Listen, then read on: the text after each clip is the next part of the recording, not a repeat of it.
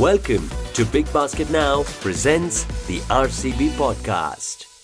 If the current era of Indian sports would be documented and remembered decades later, one man would sit right at the top on the list of the biggest achievers and trendsetters in Indian sports. The fact that it's not a cricketer makes it an even more fascinating story to listen to.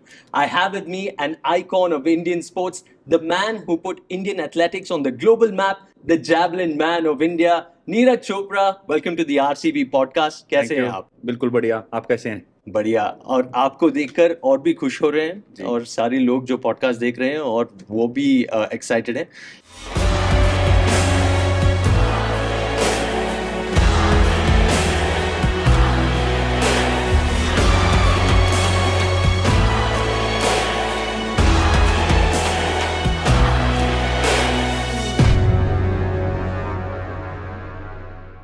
बताइए, आपका beast mentality कहाँ से आता है? एक sport में number 1 प्राप्त होना और उसके बाद नंबर 1 स्पॉट प्राप्त होने के बाद वहाँ डटे रहना, it's not an easy task. सबसे पहले तो जो आपके पॉडकास्ट को सुनेंगे उनको नमस्कार.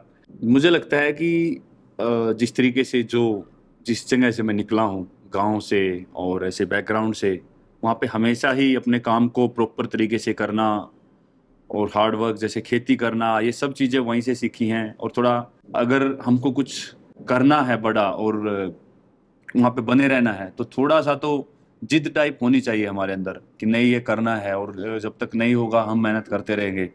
और पॉजिटिव माइंडसेट, तो बस खुद पे बिलीव करके वो चीज़ लेके चल रहा हूँ. और जब भी जैसे सबसे बड़ा जो टर्निंग पॉइंट था टोक्यो का था, काफ़ी सारे लोगों ने कहा था कि शायद से अब नहीं हो पाएगा या नीरज इसके बाद क्या है, तो मेरे माइंड में एक बार भी ये नहीं आया कि नहीं यार अब टोक्यो हो गया है तो मुझे रिलैक्स हो जाना चाहिए. बल्कि मुझे और ज़्यादा मोटिवेशन मिला कि मैं कर सकता हूँ. अगर मैंने ओलंपिक में गोल्ड जीत लिया है तो मैं कुछ भी बड़े कॉम्पिटिशन्स में, वर्ल्ड चैम्पियनशिप में या फिर दोबारा से अपने आप को वहाँ पर लेके आ सकता हूँ, इससे भी ऊपर कर सकता हूँ. तो वो चीज़ मैंने फील की और वही माइंड सेट के साथ मैं हमेशा अभी तक कम्पीट कर रहा हूँ. और अभी भी मुझे लगता है कि बेस्ट आना भी बाकी है. तो वो माइंडसेट के साथ मैं चल रहा हूँ और वही मुझे लगता है कि सबसे ज़्यादा ज़रूरी है किसी भी काम करने में, कि अगर आपको कुछ अलग करना है तो वही माइंडसेट होना चाहिए कि सबसे बेस्ट होना है इस चीज़ में. तो वो चीज़ें हैं. देश के शिखर पर बैठकर कैसा लग रहा है और कैसा लग रहा है कि नंबर 1 पोजीशन पे आप हो और जो कोई भी आपको देखता है और आपसे बात करता है एक गर्व से बात करते हैं, इसके बारे में कैसा लगता है? नहीं, बिल्कुल बहुत ही अच्छा लग रहा है. जिस तरीके से जो काम मैंने शुरू किया, जो गेम मैंने शुरू किया, वो मेरी पहचान आज. मुझे मेरे नाम से जानते हैं तो सिर्फ जेवलिन की वजह से या मेरे स्पोर्ट की वजह से, जो मैंने कंट्री के लिए किया, मेडल्स जीते, तो बिल्कुल उसकी हमेशा रिस्पेक्ट करनी चाहिए. और बहुत ही प्राउड फील होता है जब कभी भी लोगों से मिलते हैं, बच्चों से मिलते हैं, लोग अपने बच्चों के साथ होते हैं और पेरेंट्स हमेशा ये बात बोलते हैं कि नहीं, हमें भी अपने बच्चों को स्पोर्ट में डालना है. जैसे आप मेडल जीत रहे हैं, आपकी तरह ये भी मेडल जीते. तो वो चीज़ सुन के इतना मज़ा आता है और यही चीज़ें हमको मोटिवेट करती है कि हमारे लोग इतना बिलीव कर रहे हैं. या कभी भी मैं खेलता हूँ तो उनको पता होता है कि नहीं, नीरज जीतने वाला है. तो वो बिलीव है जो उनका मेरे ऊपर, वो मुझे बहुत ज़्यादा मोटिवेट करता है और मुझे लगता है कि मैं और ज़्यादा कुछ अच्छा कर सकता हूँ. तो बिल्कुल बहुत ही अच्छा लगता है. और ऐसी चीज़ें सुनने में मिलती हैं खुद के बारे में तो और अच्छा फील होता है कि हाँ, हम और अच्छा क्या कर सकते हैं, अपने देश को वापस क्या दे सकते हैं. और इसके साथ एक रिस्पॉन्सिबिलिटी भी आती है कि बिल्कुल आप जैवलिन के बारे में और बात करें लोगों को और उसके टेक्निकलिटीज़ के बारे में समझाएं. बिल्कुल रिस्पॉन्सिबिलिटी आती है और आनी भी चाहिए, क्योंकि अगर हम उस जगह पे आए हैं कि हमारी वजह से कुछ इम्पैक्ट हो सकता है, तो हमको बिल्कुल वहाँ पे कोशिश करनी चाहिए कि अपने जैसे ट्रेनिंग है उसके बीच में, जैसे अभी मैं इंडिया में आया हूँ तो मैं कोशिश करता हूँ कि कोई भी टाइम मुझे मिले मैं स्कूल में जाऊँ, मैं बच्चों को जो छोटे छोटे ग्राउंड पे ट्रेनिंग करते हैं, ऐसा नहीं कि सिर्फ बड़े ग्राउंड पे जाऊँ, जो ट्रेनिंग कर रहे हैं, अभी स्टार्ट किया है, उन बच्चों से मिलूँ, स्कूल में जाऊँ, बच्चों को मिलूँ, टीचर्स को या पेरेंट्स को ये चीज़ बता पाए थोड़ा सा भी कि किस तरीके से जेवलिन कैसा इवेंट है, एथलेटिक्स क्या चीज़ है, कैसा कंपटीशन है वर्ल्ड क्लास, मतलब वर्ल्ड के अंदर. तो वो मुझे लगता है कि वो कहीं ना कहीं हमारा काम है. और अगर हमें वो मौका मिला है कि हम ये लोगों तक पहुंचा सके अपनी आवाज़ को, तो वो करना चाहिए. बस यही बोलना है, यही तुम्हारा ऐड? That's it. सही है यार। Now delivering in 10 minutes.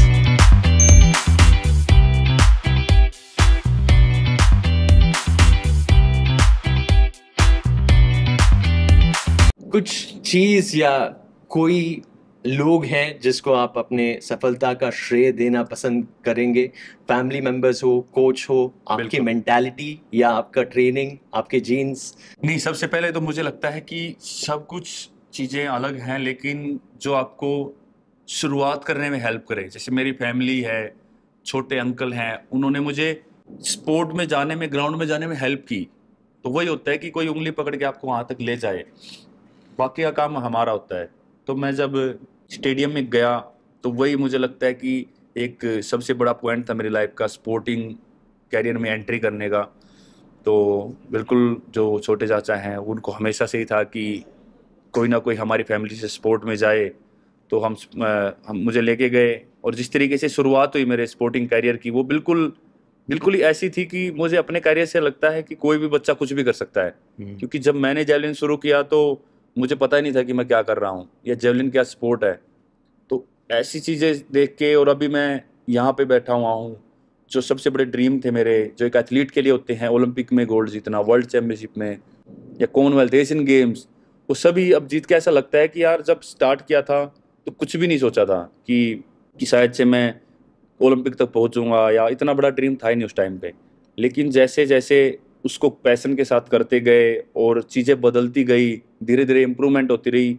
तो सबसे बड़ी बात है कि पेशेंस उसके साथ बहुत ज़्यादा ज़रूरी है। और अभी फाइनली 10 से 12 साल लगे यहाँ तक पहुँचने में। तो बिल्कुल अपनी जर्नी से ऐसा लगता है कि कोई भी बच्चा कुछ भी कर सकता है। हमारे यहाँ पे बहुत ज़्यादा टैलेंट है, और बस जो भी काम करो दिल से करो, उसमें अपना 100% दो, उसको प्रायोरिटी रखो, और बिल्कुल सबके साथ रिस्पेक्ट से रहो, सबकी रिस्पेक्ट करो। मतलब बहुत ही ज़्यादा मज़ा आता है मुझे। तो मैं तो लकी मानता हूँ कि मैंने स्पोर्ट्स में अपने आप को मैं लेके आया स्पोर्ट में, और फैमिली ने हेल्प की, और जिस तरीके से अभी चल रहा है तो बहुत ही मज़ा आता है। तो मैं तो यही बात बोलूँगा कि पैशन के साथ करो और पेशेंस रखो, तो बहुत ही अच्छा होने वाला है। आपने एशियन गेम्स के बारे में जिक्र की। एशियन गेम्स में पहला थ्रो में रिकॉर्ड नहीं हो पाया, और हम लोग ऑडियंस देख रहे थे और हमें पता नहीं चल रहा था कि क्या हो रहा है। बहुत गुस्से में थे ऑडियंस। और उस समय मैं भी था। आपके माइंड में क्या चल रहा था उस वक्त, नीरज? वो क्या हुआ कि कुछ टेक्निकल प्रॉब्लम्स थी। जैसे जब मैंने थ्रो किया तो जो नेक्स्ट थ्रोअर है तो उसको वहाँ पे स्टॉप के लिए वहाँ पे रख देते हैं कि अभी थ्रो नहीं करना है। तो मेरे से नेक्स्ट थ्रोअर ने वो थ्रो कर दिया फिर भी। तो जो मेरा थ्रो था उसको जब मेजर कर रहे थे तो वो भाग के जहाँ पे उसका जेवलिन लैंड हुआ वहाँ पे आ गए। तो वो काफ़ी मिसमैनेजमेंट हो गया था। फिर वो जहाँ पे मेरा थ्रो था वो मिला नहीं उनको। 15-20 मिनट तक कंपटीशन रुका रहा। काफ़ी दिक्कतें आई उनके साथ। बार बार मैं बात कर रहा था, तो एक माइंडसेट जो लेके गया था मैं स्टेडियम के अंदर, वो बिल्कुल चेंज हो चुका था। और सबसे बड़ी बात थी कि सीजन एंड कंपटीशन था, लास्ट कंपटीशन था, और इस सीजन में जो प्रॉब्लम्स आई थी, इंजरी आई, और मेरी ट्रेनिंग बीच में रुक गई, ट्रेनिंग अच्छे से नहीं हो पाई। तो काफ़ी सारी चीज़ें थी जो माइंड में आ रही थी कि यार तैयारी भी इतनी अच्छी नहीं है, अभी लास्ट कंपटीशन है साल का, और ये सब कुछ हो रहा है। और वो थ्रो भी बहुत अच्छा था, ओवर 88 मीटर था। तो काफ़ी देर तक उनसे बहस करने के बाद वो नहीं हो पाया, लेकिन फिर भी यही सोचा कि कोई बात नहीं यार, होता रहता है, कोई बात नहीं।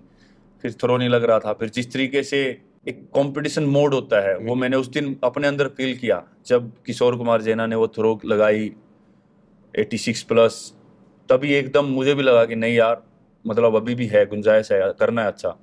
और फिर वो थ्रो जो 88.88 मीटर का निकला, तो वो बिल्कुल ही मुझे लगता है कि उस दिन जिस जो मेरी बॉडी सिचुएशन थी, जिस तरीके से जितनी मेरी फिटनेस थी, वो थ्रो बहुत बड़ा था। उस एक्सपीरियंस से मुझे लगता है कि अगर बहुत ही अच्छी तैयारी के साथ जाऊंगा, उसी माइंड के सेट के साथ मैं अगर मैं जाऊंगा तो कितना अच्छा हो सकता है।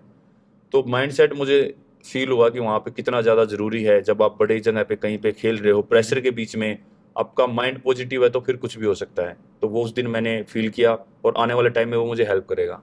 तो माइंड में सब भूल के रिफ्रेश करके फिर से जीतने का मेंटालिटी ला दी। बिल्कुल ऐसा लग रहा था कि शायद आज मेरी थ्रो नहीं लगेगी। इतनी 84 मीटर तक लगी थी शायद से, उससे ऊपर मुझे लग रहा था कि क्या पता ना लगे, या बॉडी उतना रिस्पॉन्स नहीं कर रही थी।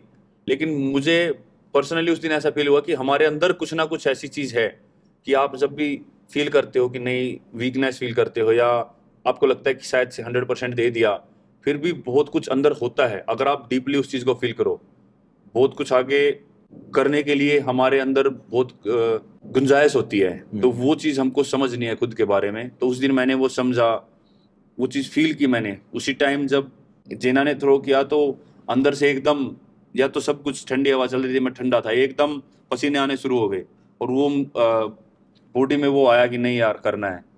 तो वो मुझे लगता है कि अपने अंदर को डीपली अपने आप को समझो कि हम क्या कर सकते हैं, अपने आप पे बिलीव करो। तो मेंटालिटी भी इतनी मायने रखता है। बिल्कुल, बहुत ज़्यादा। वो आपने समझा। और क्या थ्रोज डाले आपने और किशोर जी ने? हाँ जी, बहुत ही मज़ा आया कि ऐसा पहली बार हुआ था कि ऐसे एशियन गेम्स में या वर्ल्ड चैंपियनशिप में भी आप देखोगे तो बेस्ट 6 में हम 3 थ्रोअर थे इंडिया से। पहली बार हुआ है कि हम ऐसे डोमिनेट कर रहे हैं किसी स्पोर्ट को, एथलेटिक्स जैसे गेम में, ऐसे एक इवेंट को। तो वो मज़ा आ रहा है देख के कि यार कब ऐसे शुरू किया था कि लोगों को बताना पड़ता था कि जेवलिन क्या चीज़ है, और अब ऐसा है कि हम वर्ल्ड में लोग जानते हैं कि जेवलिन कहाँ तक पहुँच गया है। तो वो चीज़ देख के कि जो काम मैंने शुरू किया था वो आज कहाँ तक पहुँच गया, जो गेम मैंने शुरू किया था उसका क्या लेवल हो गया है और इतने अच्छे एथलीट्स आ गए हैं, तो वो देख के बहुत ज़्यादा मज़ा आता है।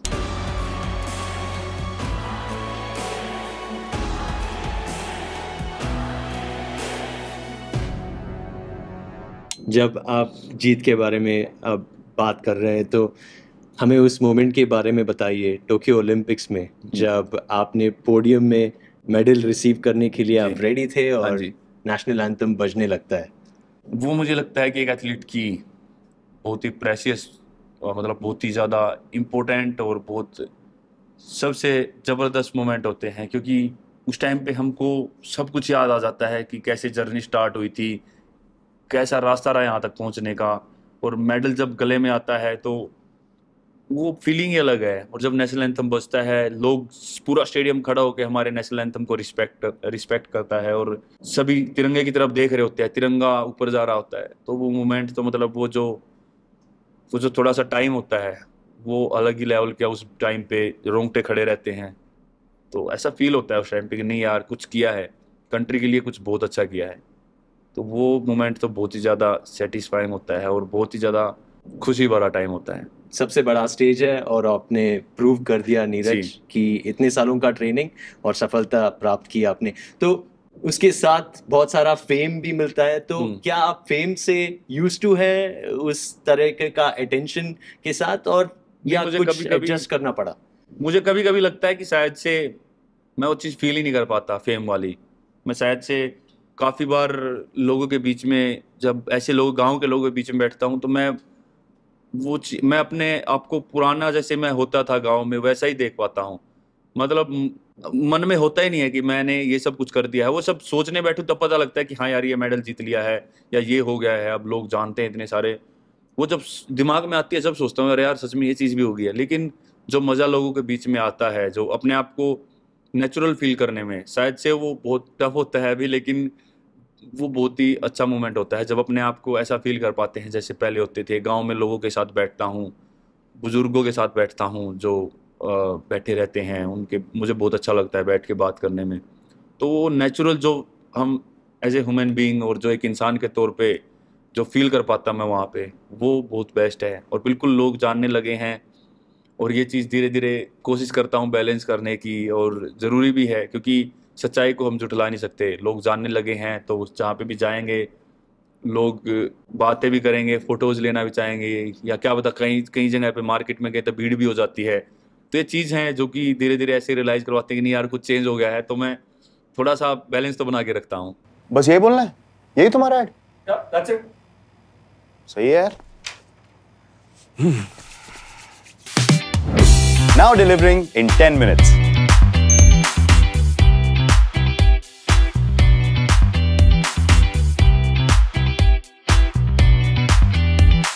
Right. इसीलिए तो कहते हैं कि Neeraj Chopra is someone who's reached for the stars, who's reached the stars and still keeps his feet grounded to the floor. और इतने ही humble आप जाने जाते हैं। उसके साथ अभी हम ग्रास रूट स्पोर्ट्स लेवल के बारे में कुछ बात करते हैं। जी। ग्रास रूट स्पोर्ट्स जब आप देखते हो तो आपको क्या लगता है कि क्या करना चाहिए कि ज़्यादा बढ़ावा मिले, कि लोग और स्पोर्ट्स की तरफ अटेंशन करके उसे और ज़्यादा सीरियसली ले? सबसे पहले तो जी मैं यही बताता हूँ कि जो प्राइवेट कंपनीज या कॉरपोरेशन हैं तो वो यहाँ पे आएँ। गवर्नमेंट बिल्कुल कोशिश कर रहा है, हर जगह पे वो स्टेडियम्स बना रहे हैं। सबसे पहले तो स्टेडियम्स जितने ज़्यादा होंगे हमारे पास छोटे-छोटे गाँव के आसपास, ताकि बच्चे वहाँ पे ट्रेन कर सकें, कोचेज़ वहाँ पे होंगे अच्छे तरीके से सिखाने के लिए, क्योंकि बहुत सारे बच्चों के सपने दबे दबाए रह जाते हैं स्टेडियम्स ना होने की वजह से। काफ़ी सारे पेरेंट्स अपने बच्चों को बाहर नहीं भेज पाते क्योंकि स्टेडियम्स दूर होते हैं, तो वो बोलते हैं कि नहीं यार हम नहीं कर सकते। तो अगर स्टेडियम होंगे गाँव के आसपास तो बिल्कुल वो जा सकते हैं खेलने, शायद से वो चुन भी सकते हैं कि मुझे ये स्पोर्ट करना है। तो सबसे पहली बात तो ये है। दूसरी बात है कि अब जिस तरीके से खेलो इंडिया या ऐसी ये चीज़ें शुरू हो रही हैं, ये बहुत ज़्यादा ज़रूरी थी कि बच्चों को प्लेटफॉर्म मिले कुछ कम्पीट करने के लिए, तो वो बच्चों को मिलता है और ट्रेनिंग फैसिलिटी मिलेंगी। और आने वाले टाइम में जितने ज़्यादा इंटरनेशनल कॉम्पिटिशन्स इंडिया में आ सकें, तो वो भी बहुत ज़्यादा हेल्पफुल रहेंगे। तो वो चीज़ें, ये बदलाव अगर आते हैं इंडिया में, तो पेरेंट्स अगर स्पोर्ट्स की तरफ बढ़ेंगे, पेरेंट्स के मन में ये आएगा कि नहीं हमको भी कुछ ना कुछ खेलना है। ना केवल बच्चे के लिए, अगर पेरेंट्स स्पोर्ट्स को पसंद करेंगे, तो वो स्पोर्ट्स के बारे में जानेंगे, डीपली उस चीज़ को फ़ील करेंगे।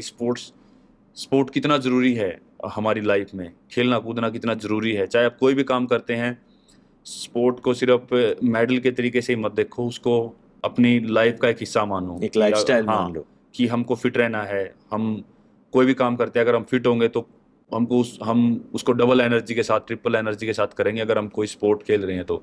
और हमारा माइंड बहुत ज़्यादा पॉजिटिव रहता है, तो वो उसको अपना लाइफस्टाइल बनाओ, तो वो बिल्कुल अपने बच्चों को भी हेल्प कर पाएंगे फिर। तो ये चेंजेस ज़रूरी हैं। एक तो ज़्यादा से ज़्यादा स्टेडियम्स बने, कोचेज़ वहाँ पे हों। दूसरी बात, कॉम्पिटिशन्स और ज़्यादा हों इंडिया में, अच्छे तरीके से हों, और बच्चों को वो चीज़ फील हो पाए कि हाँ हमने ये जीता है, तो देखो कितना ज़्यादा इम्पैक्ट पड़ा है, हमको मेडल मिला है या हमको और ज़्यादा सुविधाएं मिली हैं। तो उससे बहुत ज़्यादा मुझे लगता है चेंजेस आ सकते हैं। और बाकी तो जो स्पॉन्सर्स हैं अभी वो बहुत अच्छा काम कर रहे हैं, जैसे JSW स्पोर्ट है, रिलायंस है, गो स्पोर्ट, OGQ, तो ये बहुत अच्छा काम कर रहे हैं ऑलरेडी कि स्पोर्ट को आगे बढ़ाने के लिए। लेकिन मुझे लगता है कि और भी बहुत ज़्यादा काम करना पड़ेगा। और मुझे लगता है कि ये अगर होता है तो हमारा भी बहुत तगड़ा नाम होगा वर्ल्ड में कि हाँ इंडिया भी स्पोर्ट में कुछ कर रहा है। क्या आपको लगता है कि इंडिया स्पोर्ट सीरियसली लेने लगा है? जैसे आपने कहा कि मेडल जीतने के लिए नहीं, पर इसे लाइफस्टाइल मानने के जी। लिए लोगों को उठ के कसरत करनी होगी, जस्ट जनरली प्रैक्टिस करनी होगी। क्या लगता है कि हम उसके करीब हैं, पहुंच रहे हैं? नहीं, मुझे लगता है कि अभी उतना शायद से नहीं पहुंच पाए हैं, क्योंकि स्पोर्ट्स को उस तरीके से शायद अभी इतना फॉलो नहीं किया जाता है इंडिया में, क्योंकि बिल्कुल प्रॉब्लम्स भी हैं, सभी अपने अपनी लाइफ में बिजी हैं। क्योंकि हमारे यहाँ पे बहुत सारे लोग हैं जो अपनी फैमिली को बेटर लाइफस्टाइल देने के लिए दिन रात मेहनत करते हैं, तो वो चेंज बहुत लेट आएगा, लेकिन धीरे धीरे अगर आएगा तो फिर बहुत ज़्यादा इम्पैक्ट पड़ेगा। इम्प्रूव तो हुआ है, जैसे टोक्यो ओलंपिक्स के बाद लोग देखने लगे हैं ओलंपिक स्पोर्ट को भी, और जिस तरीके से लोगों ने बिल्कुल अर्ली मॉर्निंग उठ के टोक्यो ओलंपिक्स को देखा था, तो बहुत ज़्यादा इम्पैक्ट तो पड़ गया ऑलरेडी। और बच्चों में भी चेंज आया है कि नहीं हमको स्पोर्ट करना है। और जो एक मेंटलिटी होती थी स्पोर्ट्स के बारे में कि नहीं खेलना कूदना नहीं है, पढ़ाई पे ध्यान दो, तो वो खेल कूद को ऐसे देखते थे कि नहीं शायद से ये अपना जो दूसरा काम है पढ़ाई को उसको बर्बाद कर रहा है, अपने कैरियर को ख़राब कर रहा है, खेल कूद में रहता है और कोई काम करता नहीं है। तो ऐसा नहीं है कि हम खेल कूद रहे हैं तो दूसरी चीज़ों को मेंटेन नहीं कर सकते। अब जैसे US में हम जाते हैं तो वहाँ की यूनिवर्सिटीज़ हैं वो, और जो यूरोप में जैसे स्कूलिंग है वो स्पोर्ट को भी बहुत ज़्यादा महत्व देता है और साथ में पढ़ाई को भी। तो हम फिजिकली मेंटली भी टफ होते हैं स्पोर्ट्स के साथ। जो अगर हम ओलंपिक्स की डिटेल्स निकाल के देखें, जो US के एथलीट्स आते हैं वो ज़्यादातर स्टूडेंट्स होते हैं कॉलेजेस के। तो स्कूल कॉलेजेस ये भी बहुत ज़्यादा चेंज लेके आ सकते हैं। तो काफ़ी सारी चीज़ें हैं जो मुझे लगता है कि चेंज होनी चाहिए। पेरेंट्स का और ज़्यादा इंटरेस्ट बनना चाहिए स्पोर्ट्स में, स्पोर्ट्स का नज़रिया बदलना चाहिए कि स्पोर्ट्स है क्या। स्पोर्ट्स को सिर्फ ऐसे नहीं देख के सिर्फ खेलते हैं, टाइम पास करते हैं, या सिर्फ मेडल के तरीके से, या सिर्फ ऐसे कि यार मेडल आता है तो जॉब मिल जाती है। कहीं ना कहीं अपने आप की सोच को ऐसे लेके चले कि हमको कंट्री को रिप्रेजेंट करना है, हमको अपने लड़के को या लड़की को सपोर्ट करना है ताकि वो कंट्री को रिप्रेजेंट करे और कुछ मेडल लेके आए, ताकि बहुत एक पॉजिटिव इम्पैक्ट आए। तो वो चेंज मुझे लगता है कि बहुत ज़्यादा जरूरी है, पेरेंट्स में भी, बच्चों में भी, स्कूल कॉलेज सब जगह पे स्पोर्ट्स को लेके।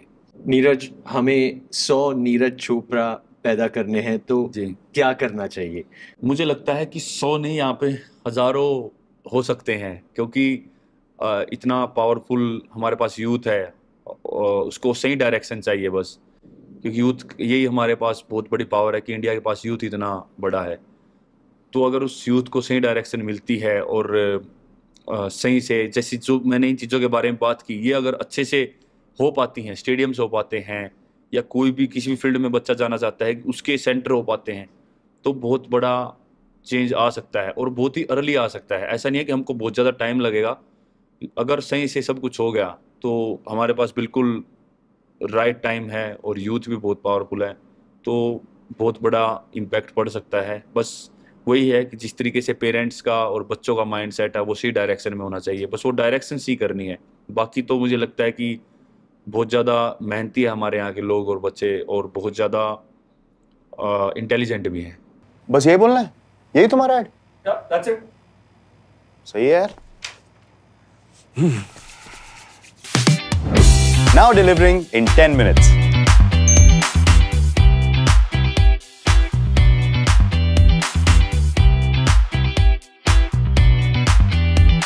अगले 10 साल अगर ओलंपिक्स जीतना ही है और उसके लिए एक ब्लूप्रिंट बनाना हो तो आपका प्लान क्या होगा नीरज जी?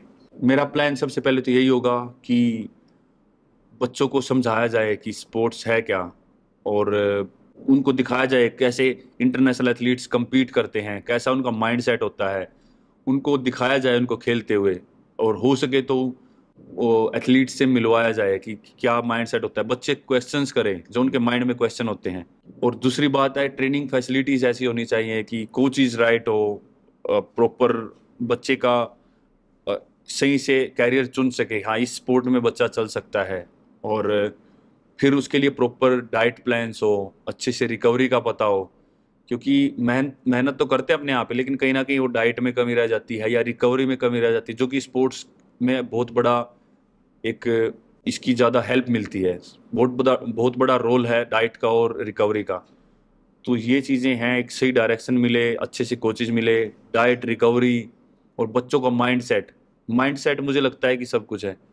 जब मैं वर्ल्ड जूनियर खेला था और तब वहाँ पे ओलंपिक के लिए मैं सोच रहा था कि क्वालिफाई कर दूं, लेकिन ओलंपिक के लिए क्वालिफाई नहीं हो पाया, वर्ल्ड जूनियर रिकॉर्ड हो गया था और वो थ्रो बहुत अच्छी थी। तो एकदम मेरा माइंडसेट भी खुला, क्योंकि मैंने वो थ्रो के बारे में सोचा नहीं था कि मैं इतनी थ्रो भी कर पाऊंगा। मेरा माइंडसेट चेंज हुआ, मुझे ऐसा लगा कि मैं यार वर्ल्ड क्लास एथलीट्स के बीच में कम्पीट कर सकता हूँ और अभी मैं वहाँ पे भी जीत सकता हूँ। तो वो जो चेंज था, खुद पे बिलीव था, वो मैंने वहाँ पे देखा। और बस यही है कि अगर उसको सही डायरेक्शन से लेके चलते रहें तो 10 साल 12 साल बहुत होते हैं एक अपनी कंट्री को एक अलग ही लेवल पे पहुंचाने के लिए। शुक्र है। और 10 साल काफी है आपने कहा, ये बिल्कुल, सुन अगर के हम तो अभी से इस चीज़ पे काम करें, और जैसे कि मैंने बताया कि हमारे पास यूथ है, तो वो सबसे ज़्यादा हमारे पास पॉजिटिव चीज़ है। अभी ट्रैक एंड फील्ड देखने को बहुत मजा आता है। ऑडियंस मेंबर्स जब मिल बैठ के इंडिया के लिए चीयर करते हैं तब एथलीट्स को भी बहुत अच्छा लगता है, जब इंडियन कंटिंजेंट बैठ के इंडिया के लिए चीयर कर रही हो। पर अगर ये इवेंट को और भी इंटरेस्टिंग बनाया जाए तो कुछ सजेशन है आपके पास? क्या इनोवेशन ला सकते हैं ट्रैक एंड फील्ड में ताकि ये स्पोर्ट और भी इंटरेस्टिंग लगे? सबसे पहले तो जब कोई भी कंपटीशन हो रहा है वहाँ पे कोशिश करो कि अगर लोग जितने भी हैं वो तो हैं ही, तो स्कूल के बच्चों को या जो स्टेडियम्स में एथलीट्स होते हैं उनको वहाँ पे लेके जाएं, क्योंकि उनके लिए सबसे ज़्यादा ज़रूरी है वहाँ पे देखना बच्चों को compete करते हुए। बच्चों के साथ साथ अगर उनके पेरेंट्स इंटरेस्टेड है तो वो भी आएँ। तो जितना ज़्यादा इंटरेस्ट बनेगा उतना ही और अच्छे से और टीवी पे दिखाया जाए। जैसे हम बाहर compete करते हैं तो लोग, मतलब इंटरेस्ट तो ऐसा है कि इंटरेस्ट तो है ऑलरेडी, क्योंकि 2-2 बजे तक रात को जाग के लोग देखते हैं जब हम खेलते हैं। बस प्रॉब्लम ये है कि दिखाया नहीं जाता हमको टीवी पे।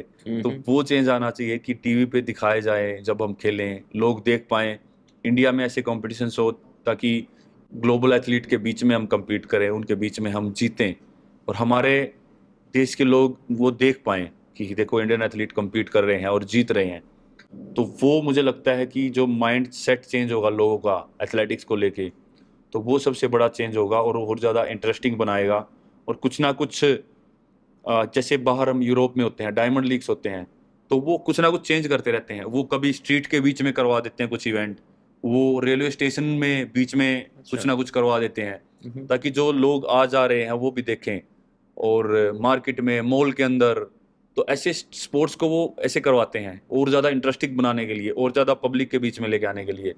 तो वो अगर इंडिया में हो पाए, क्योंकि हमारे पास भी जगह तो है, काफ़ी बड़ी बड़ी मॉल भी हैं, तो ये चेंजेस अगर आ पाए तो बहुत ही ज़्यादा अच्छा लगेगा और बहुत ज़्यादा पॉजिटिव इम्पैक्ट पड़ेगा उससे।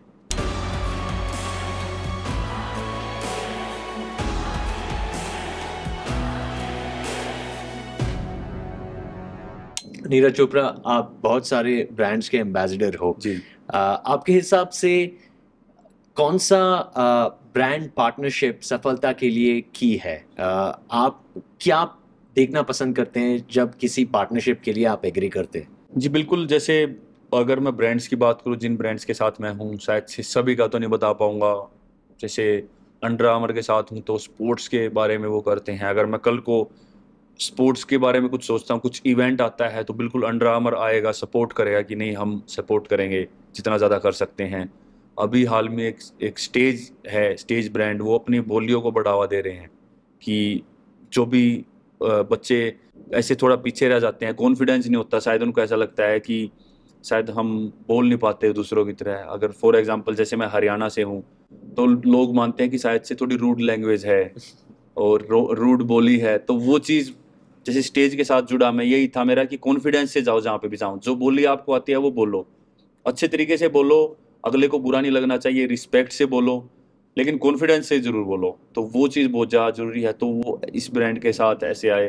तो जो भी ब्रांड के साथ मैं जा रहा हूँ, मैं कोशिश करता हूँ कि स्पोर्ट्स में या अपनी कंट्री को आगे लेके जाने में वो बढ़ रही है, मतलब वो बढ़ावा दे रही है, वो हमेशा तैयार रहते हैं। जैसे ऑप्टिमम न्यूट्रिशन के साथ गया हूँ, तो किस तरीके से मैं बता सकता हूँ एथलीट्स को या नॉर्मल लोगों को कि न्यूट्रिशन कितना ज़रूरी है, सही न्यूट्रिशन सही टाइम पे। तो यही कोशिश है कि जिस ब्रांड के साथ भी काम करे वो सिलेक्टिव हो। टीम बहुत अच्छी है, टीम अच्छे से सेलेक्ट करके लेके आती है, उनके साथ मैं बातें करता हूँ, तो ऐसे वो है जो सिलेक्ट करते हैं ब्रांड को। तो कोशिश तो यही है कि आगे अगर कुछ ऐसा होता है, अगर कुछ इंटरनेशनल इवेंट इंडिया में आता है या कुछ भी कोई स्पोर्टिंग इवेंट मेरे थ्रू होता है, तो ये सभी ब्रांड्स वहाँ पे होंगे हेल्प करने के लिए। और सबसे अच्छी बात है कि सिर्फ मुझे ही नहीं, बाकी जो एथलीट्स जो फ्यूचर में मेडल जीत सकते हैं उनको भी हेल्प कर रहे हैं ये सभी ब्रांड्स। तो बहुत अच्छा लगता है। नीरज, आपका जैवलिन थ्रो तो सभी ने देखा है, पर आपका एक्टिंग भी आजकल नजर आने लगा है। क्या ये हिडन टैलेंट है? नहीं, मुझे लगता है कि क्योंकि जब मैं फर्स्ट टाइम मैंने एक्टिंग वगैरह की टोक्यो ओलंपिक्स के बाद, शायद क्रेडिट का ऐड था जो सभी ने बोला, काफ़ी बार सभी वही ऐड लेके आते हैं कि नहीं वो बहुत अच्छी एक्टिंग थी उसमें। पर पर्सनली मेरे लिए बहुत मुश्किल था स्टार्टिंग में कैमरा के सामने ऐसे एक्टिंग करना, या फिर क्योंकि पहली बात तो अगर वैसे स्पोर्ट्स के बारे में थोड़ा बहुत एक्सरसाइज करनी है वो तो अलग बात है, लेकिन उसमें डायलॉग्स थे, अलग अलग लुक्स थी और एक्सप्रेशन थे, तो वो एथलीट होने के नाते मेरे लिए बहुत ज़्यादा टफ था। पर फिर भी मेरे माइंड में एक ही चीज़ आती है, थोड़ा टाइम लगा, 30 मिनट से 1 घंटा लगा मुझे थोड़ा कैमरा के सामने थोड़ा सेट होने में, लेकिन माइंड में वही था कि नहीं यार, कोई काम कर रहे हो तो दिल से करो, अच्छा ही होगा वो जैसा भी। अगर हम कर ही रहे हैं, अगर मैं पूरा टाइम ये ऐसे निकाल दूं कि नहीं यार नहीं हो पा रहा, नहीं हो पा रहा, वो कॉन्फिडेंस ना आ पाए, तो वो बिल्कुल ही अच्छा नहीं होगा। तो एटलीस्ट मैं कोशिश कर रहा था कि नहीं, अगर कर ही रहा हूँ तो इसको दिल से करूँ और पूरा अपना 100% कोशिश तो करूँ। तो वो मैंने कोशिश की और अच्छा ही आया वो। हमें तो बहुत मज़ा आया आपको उस अवतार में देखकर। ओलंपिक स्पोर्ट्स खेलने वाले एस्पिरेंट्स के लिए क्या संदेश देना पसंद करेंगे आप, नीरज जी? बस मैं वही एक ही संदेश दूंगा कि आप जिस तरीके से आप जो विजन लेके चले हैं, ड्रीम लेके चले हैं, उसको हमेशा जिंदा रखें, अपने पैशन को जिंदा रखें, अपने ऊपर बिलीव रखें।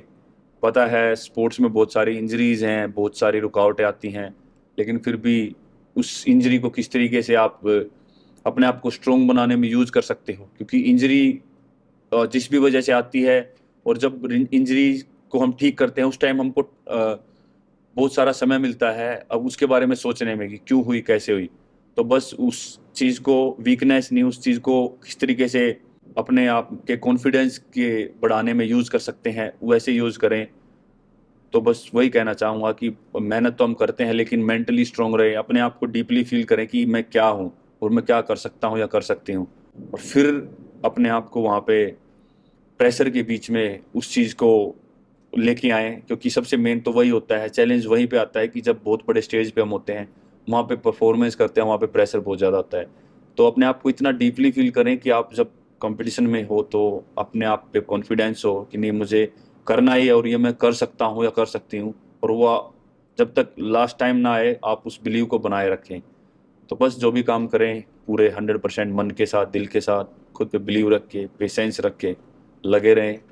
और मैं तो हमेशा, जैसे कि मैंने अभी बोला था, हम बहुत कुछ कर सकते हैं, हमारे पास यूथ की पावर है, तो इंडिया बहुत कुछ कर सकता है। पेरिस ओलंपिक्स की तैयारी कैसी चल रही है और उस ओलंपिक्स से क्या उम्मीद है आपको? बिल्कुल, टोक्यो में था तो शायद से वो प्रेशर नहीं था, या कहीं ना कहीं फर्स्ट ओलंपिक्स था तो इतना ध्यान नहीं था लोगों का, लेकिन अभी सेकंड टाइम खेलूँगा तो प्रेशर भी होगा, लोगों की उम्मीदें होंगी, मेरी खुद से उम्मीदें होंगी, तो काफ़ी कुछ चेंज होने वाला है। बहुत ज़्यादा प्रेशर भी मान लो, या फिर बहुत ज़्यादा लोगों की उम्मीदें, बहुत लोग देखने वाले हैं, तो वो चीज़ कैसे हैंडल करनी है, कैसे फिजिकली और मेंटली खुद को वहाँ पे लेके जाना है, तो उसके लिए जितनी मेहनत हो सकेगी वो करूँगा। और मुझे पता है कि ये मेरे करियर के सबसे मेन साल रहेंगे, ये कुछ आने वाले साल है जो, तो वो मैं बहुत ही अच्छे से जितने अच्छे से तरीके से यूज़ कर सकता हूँ, अच्छी मेहनत कर सकता हूँ, अपने आप को प्रिपेयर कर सकता हूँ, और अपनी टीम के साथ वो चीज़ करेंगे, और उसके साथ साथ कोशिश करेंगे किस तरीके से बाकी एथलीट्स को भी साथ में लेके चल सकते हैं कि हमको वर्ल्ड क्लास एथलीट बनना है, वर्ल्ड लेवल पे बहुत अच्छा करना है, तो वो भी चेंज लेके आएंगे। We will be cheering for you Neeraj Chopra.